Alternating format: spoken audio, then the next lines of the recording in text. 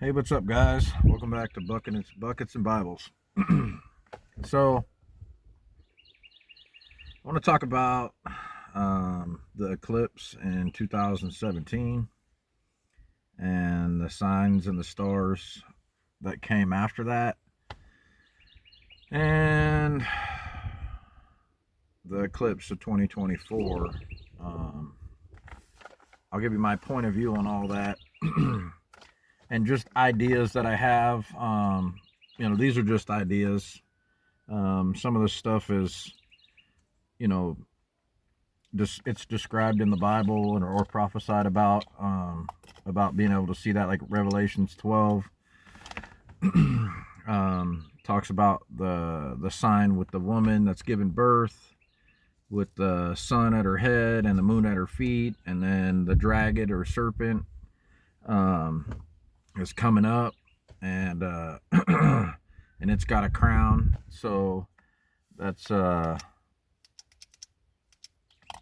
in Revelations 12, man. I mean, I don't know. That kind of trips me out, timing wise. But I don't know. I'm not like a scholar. I'll just tell you what I think and how I perceive it now, because I'm sure it'll change. But I feel like 2017 we had the eclipse that started in Oregon and then went across the United States. And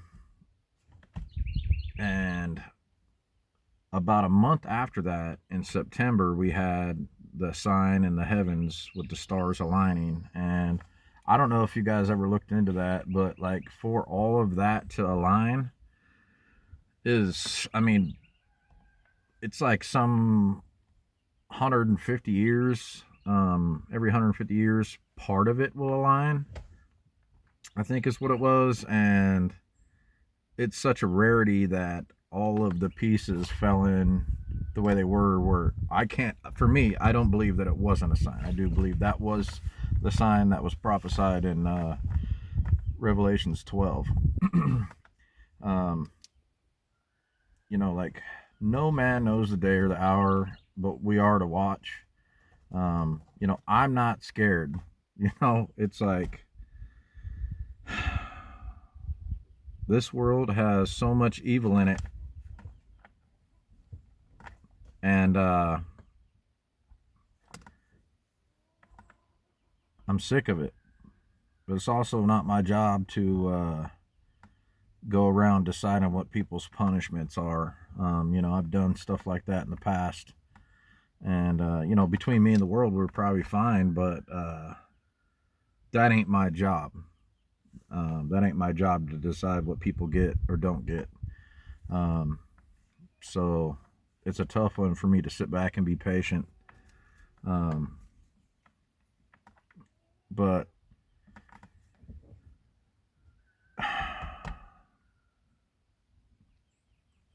this after that, I feel like the world kind of went crappier and crappier. Is what I think. I think it went from bad to worse, and I think because of that, a lot of people started to wake up and pull their head out of the sand and go, "Oh, you know what? Something's not right." And we always kind of heard about it our whole lives, but it didn't get for me. And I'm a slow learner. It didn't get me until we were in COVID, and I was like, something's off. Something's not right about this whole thing. Um, I know that the Father didn't design us to have to walk around here with face diapers on. That's no kind of life. And, so everything about it was just off. Um, what do I expect from the 2024 eclipse? I don't expect, I mean, I've heard people say that the first one was, it's going to be 7 years of plenty, and then there's going to be 7 years of lean. I have heard people say that was uh, a warning, and we're going to get a final warning on this next eclipse. I don't know. Um, but I do know that the Bible doesn't promise that everything's gonna get like super duper and he's gonna like come back and the world's gonna be all good. It pretty much says the world's gonna get really crappy, like really crappy, and then there's gonna be judgment, and the Messiah is gonna return. So, you know, I don't know if that'll happen in my lifetime or my kids'. I don't know, and you know, I'd like to live my life the best I can, serving the Father, and taking care of my family and being a good steward to the blessings He gives us. Um, but I also, you know, am in the preparedness mindset is if things get bad, I feel like it's my responsibility to, I think Baron Appendit says it really well, to prepare so that I can perpetuate normalcy for the people that I love. Um, and that is such, like, that's just the truth. You know, it's like I know bad things in the world happen, and whether it be like a weather event, tornado, earthquake, you know, floods, tsunamis, you know, hurricanes, forest fires. I mean, there's a ton of stuff that could happen, and and some of those don't apply to me for where I live. At least I hope not. So anyhow, I think that when those things happen, COVID was a great example to kind of get my butt in gear about what prepping looked like for me, because you know, we were one of the people that didn't have toilet paper. You know, we didn't have toilet paper, and I was like, man, this is ridiculous, you know. And we got some, but nevertheless, we weren't prepared for the stores to be that barren. You know, and I had some phones back in the days, and I took pictures of just every store I went to, like just shelves upon shelves upon shelves that were empty. And so I don't want to be caught in that situation again. And so it's like there's like a billion things that would be nice to haves, but they're not necessarily need to haves. Need to have is water, food, shelter, people. I choose people. You don't have to have people. It just makes it a lot better. And not just any people. Don't fill in the blank and just, well, I'm going to grab my neighbor Dave because me and him drank some beer one time. Don't do that. You may put yourself in a bad situation. Do what you got to do, but pray about it before you do it. He'll give you some discernment if you ask. But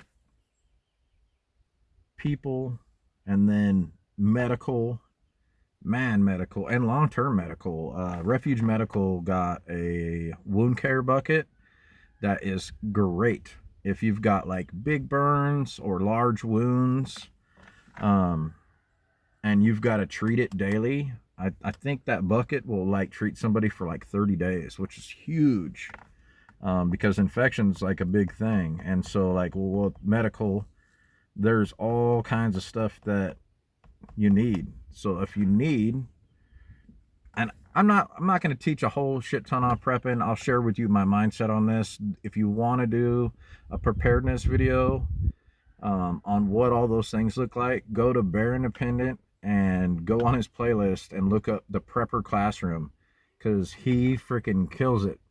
Yeah, that's my homie, and he does a phenomenal job at articulating stuff that I'm not that great at, but he kills it.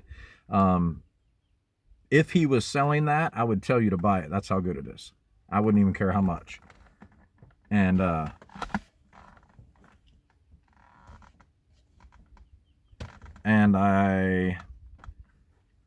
know he is. You're good, buddy. You can take turns, okay? But he's on the game like you said not to. I told him it's okay. Go. Sorry about that. Anyhow, kids. So I think that for the actual Eclipse event, I think one of the things that people don't think about, I mean, most of the world is going to be like, oh, we got to go see It's Once in a Lifetime. And it's like, you know, I saw it in Oregon. I was on the first one in Oregon. Now I'm in eastern Oklahoma, and it just happens to be going over where I'm at again. it's a trippy feeling. Would I personally travel somewhere to see that event? I wouldn't, but there's a bunch of knuckleheads that would.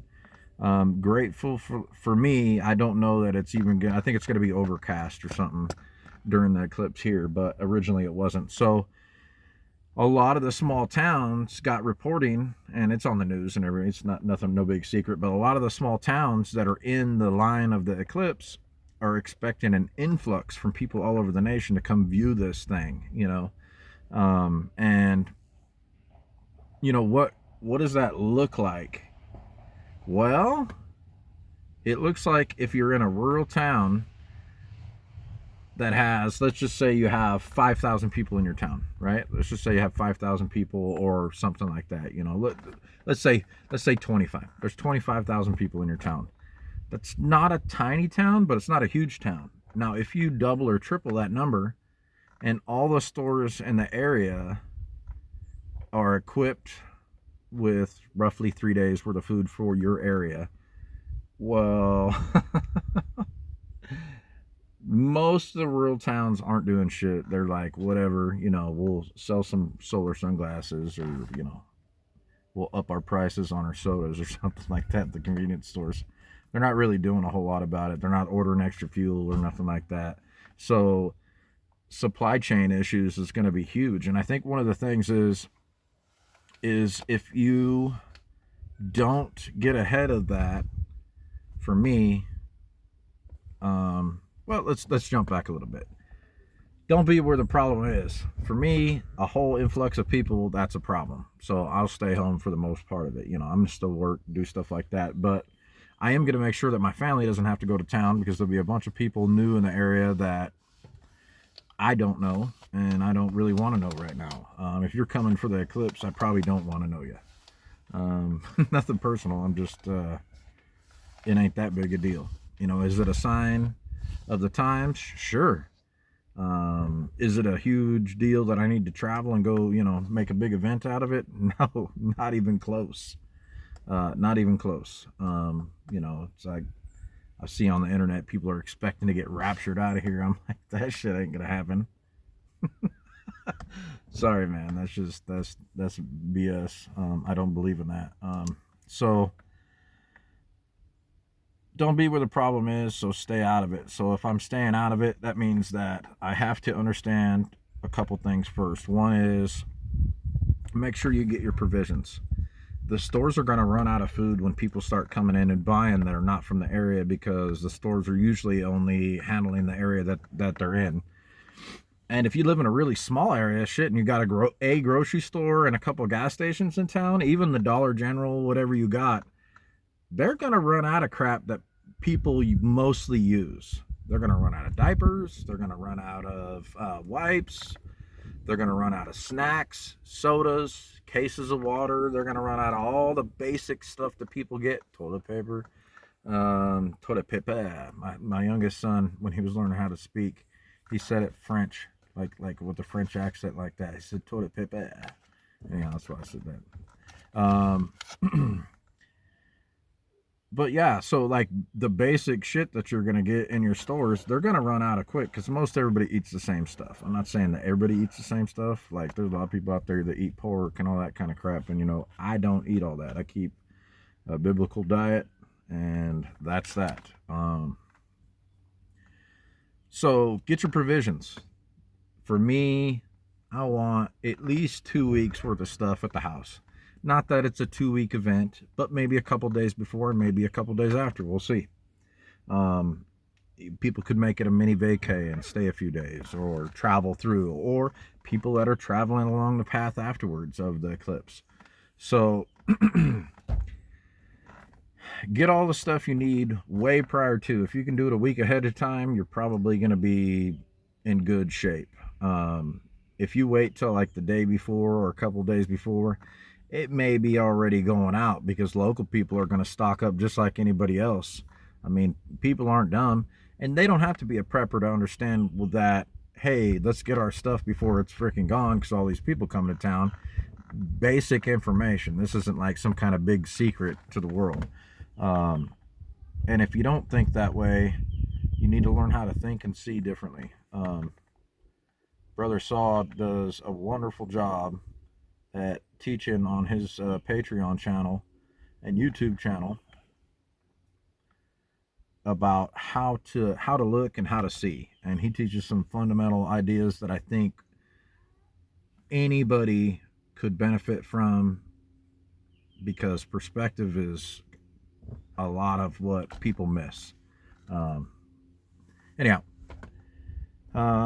so provisions. Make sure you got food for 2 weeks at a minimum of stuff that you're not going to have to go to the store for. It's going to be tough for me.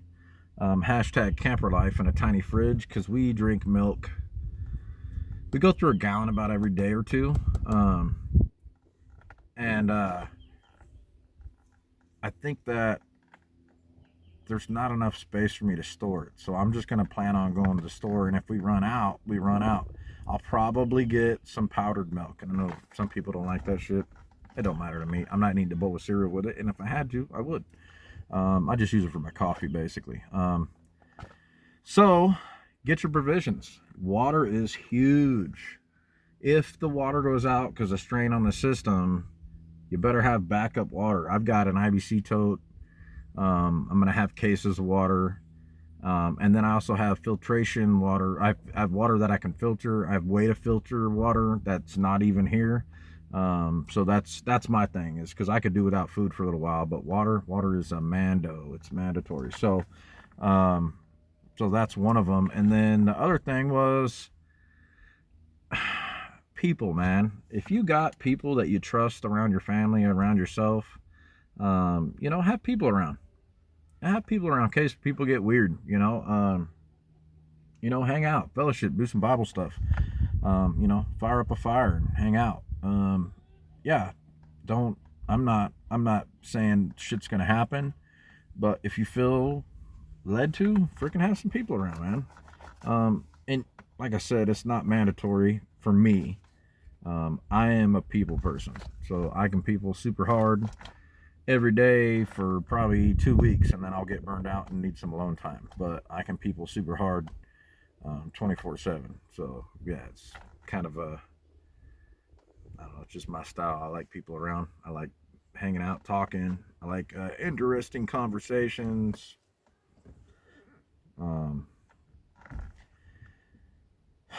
The biggest thing on any of it is for me on the next point. So people, yeah, it's good. Have people around, like-minded Bible people. Watch for the signs together, talk about it, fellowship, study the Word. But stay vertically aligned, man. If your poop's not in a group between you and the Father, if you're not walking in headship with your family and leading them, if you're not right with the Father, if you're doing something that you ain't supposed to be doing and you're sinning, stop, bro. Stop.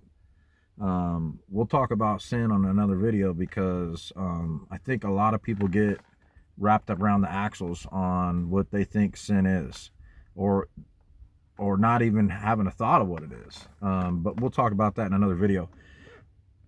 Stay vertically aligned. Stay in His will. Pray about that. Pray for discernment, and look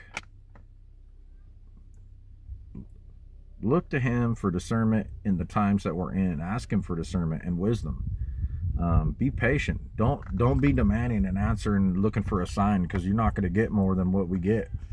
Like these things that happen, they're always for seasons, and seasons change. And man, after COVID, I feel like the intensity and the speed of which the seasons change have increased dramatically. And maybe it's just because I'm paying attention. Maybe they've always been that way, but it seems like they have sped up. And I'm not the only person. I've talked to several people that can feel it.